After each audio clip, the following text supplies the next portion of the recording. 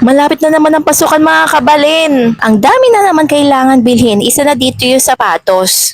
Dapat nagre-ready ka na niya ng mga kailangan sa school ng mga tsunakis. Katulad na lang ni Madam, pinasukatan na kaagad dito si baby girl para pagdating ng pasukan, matibay at maganda yung kanyang sapatos. Pang matagalan talaga mga kabalin. Wala kasi kami stock ng mga ganito mga kabalin, mga black shoes, ganyan dahil dumadami yung mga repair. Yung tipong araw-araw yata may nasisiraan ng sapatos.